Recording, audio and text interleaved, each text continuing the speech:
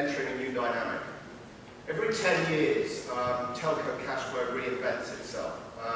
In the early 80s, post-liberalisation, we had fixed voice. Between 1990 and 2000, the key revenue source of cash flow was derived from mobile voice and SMS. And then in 2000 to 2010, fixed broadband pretty much replaced fixed voice. The big question mark is, will mobile broadband do the same thing to mobile voice and SMS over the next 10 years? Now, there is a big question mark. In fact, there's a series of question marks.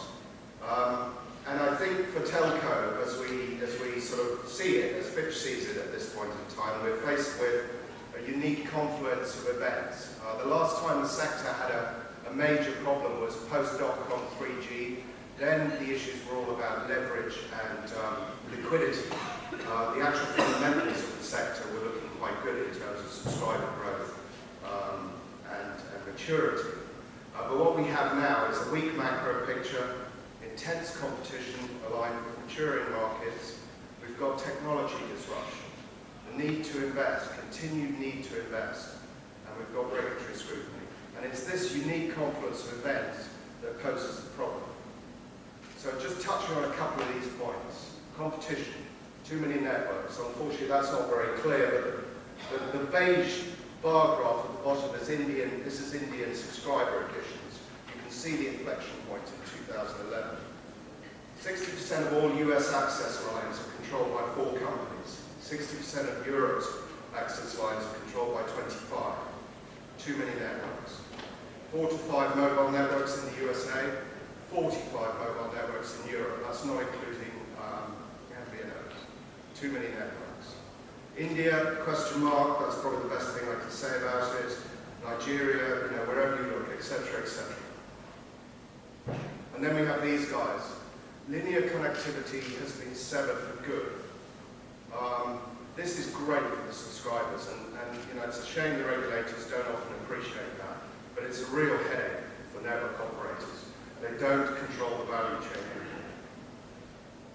So the result of this is no pricing power for network operators.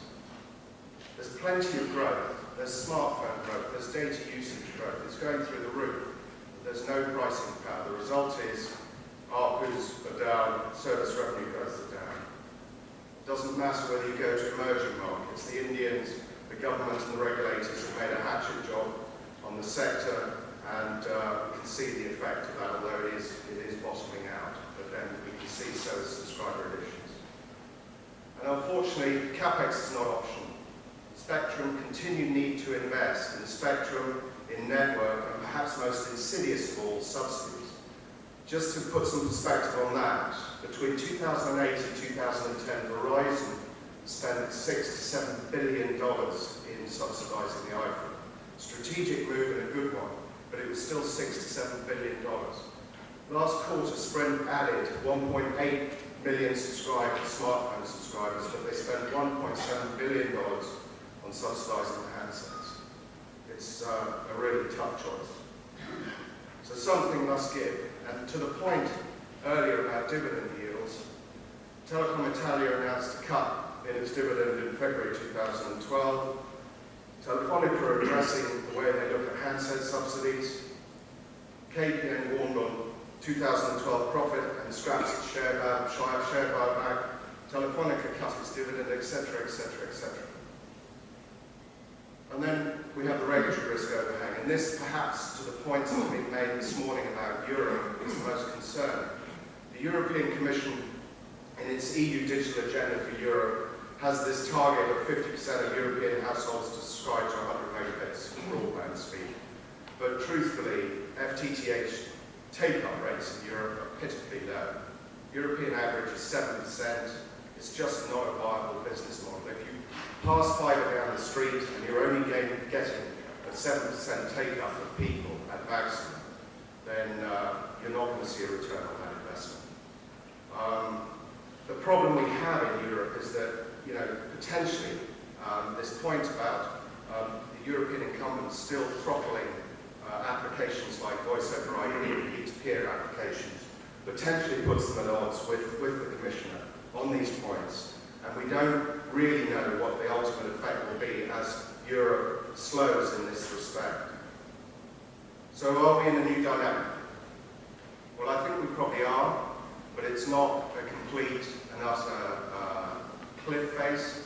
This is a sector that still enjoys very, very high margins. It's just a sector that will go from 40% margins to 20% margins. FTTH needs subsidies and regulatory forbearance or it's not going to happen. Mobile will be many people's broadband. There will be exponential data growth, but people won't pay lots more for access. Interestingly, LTE take-up rates in America have been lots slower than people were expecting. People will pay for services.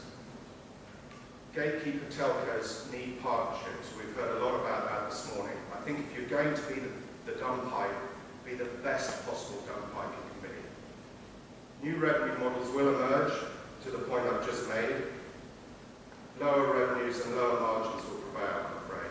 None of this will translate, we feel, into a natural growth story going forward.